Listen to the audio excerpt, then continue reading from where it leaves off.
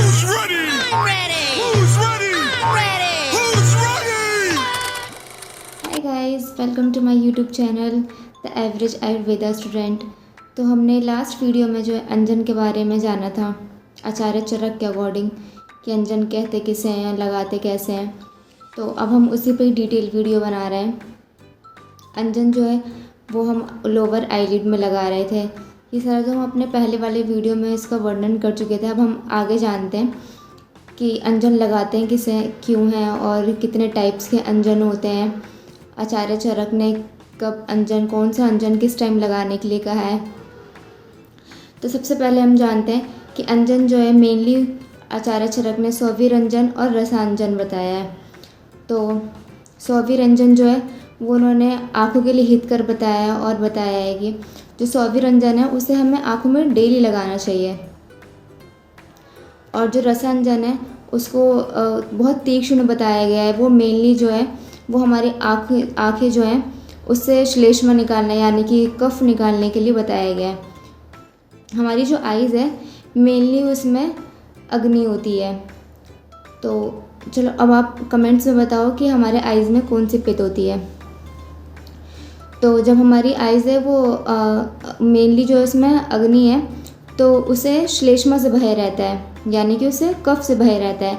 तो उसी कफ को हम आइज़ से निकालने के लिए जो है वो रसांजन का प्रयोग करते हैं। रसांजन का जब आचार्य चरक ने वर्णन किया है तो उन्होंने स्पेशली बताया कि रसांजन जो है वो 5 दिन या 8वें दिन लगाना है।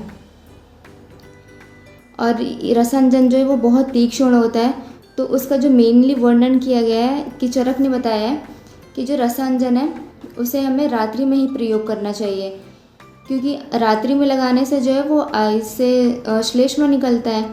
और अगर हम उसे दिन में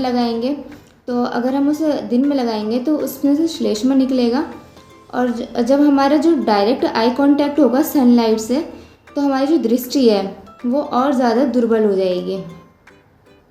तो जो मेनली बताया गया है कि आचार्य चरक ने बताया कि रसांजन जो है उसको मेनली जो है वो रात्रि में ही उसका यूज़ करना चाहिए। सौवीरंजन जो है वो हम उसका यूज़ दिन में भी कर सकते हैं, ऐसा कुछ बताया नहीं है। हाँ, तो अब जो बताया है कि हम लोग जो पढ़ रहे हैं हम चरक संहिता से पढ़ रहे हैं, इस वाले बुक से।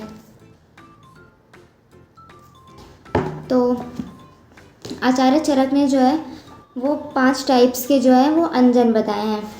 सबसे पहले है सौवीरंजन, उसके बाद है रसा अंजन, उसके बाद है स्त्रोतस अंजन, उसके बाद है पुष्पांजन, उसके बाद है नीलांजन। ये जो है इन्होंने चरक संहिता में 5 अंजनों का वर्णन किया है। अब इसके बारे में उन्होंने डिटेल में थोड़ा डिटेल में बताया, जो कि बहुत इंपॉर्टेंट तो नहीं है, तो हम इसको स्किप करते हैं।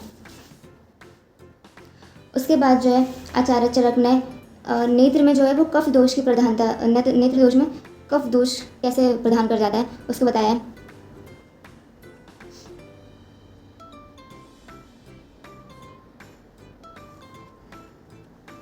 उसके बाद आचार्य चरक ने जो है ये बताया है कि जो अंजन है उसका प्रयोग दिन में नहीं करना है। जैसे कि मैंने आप लोग को पहले बताया कि जो तीक्ष्ण अंजन होते हैं उनसे जो है हमारे श्लेष्मा बाहर आती है। जैसे श्लेष्मा यानी कि कफ जो है वो हमारी आइज़ से बाहर आती है, तो हमें जो है उसका प्रयोग दिन में नहीं करना है। और फिर और आगे डिटेल में उन्होंने बताया है कि अगर हम तीक्ष्ण अंजन का यूज़ करते हैं उसके बाद जो हमारे आइज़ में पेन होता है उसे दूर करने के लिए एक और अंजन बताया, जैसे कि प्रत्यय अंजन बताया है।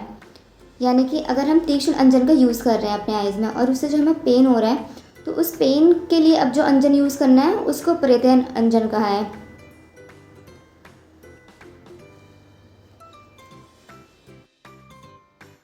आचार्य चरक ने जो नेत्र में अंजन इस्तेमाल करने के लिए कहा है वो शुद्ध होना चाहिए। जैसा कि अभी के टाइम पे जो है वो अंजन से बहुत ज़्यादा इम्प्योरिटी वाले मार्केट में बहुत सस्ते सस्ते रेट में मिलते हैं।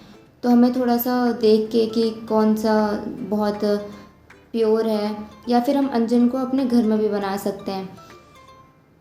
और अंजन जो है हम अपने हाथों से भी लगा सकते हैं, और उसके लिए एक अलग से भी आता है जिसको हम शलाका कहते हैं। अंजन की यूज़ करने से जो है वो हमारी आइज़ में जो इन्फेक्शंस वगैरह होते हैं, इन्फ्लामेशन वगैरह जो होते हैं वो सब उनसे कम होते हैं। तो डेली में तो अंजन का इस्तेमाल करना चाहिए। तो बस अंजन के लिए इतना ही गाइस। अब आगे आगे के टॉपिक्स आप लोग सजेस्ट करिए कि आगे आप लोग को क्या जानना है, किसके बारे में जानना है। आचार्य चरक के बुक्स जो है, चरक संहिता या फिर अष्टांग हृदय से रिलेटेड जो हमारी है वो वाली बुक आप सजेस्ट करिए कि आपको क्या जानना है। एंड अगर इसमें से कोई कुछ डाउट है तो आप इसमें कमेंट्स करके पूछ सकते हैं। और thanks for watching guys. Please video को लाइक, सब्सक्राइब और शेयर करिए अपने फ्रेंड्स के साथ, और ऐसे ही वीडियो के लिए फॉलो करिए। Thanks. So please whatever. Please I want to reach 1 million likes. So please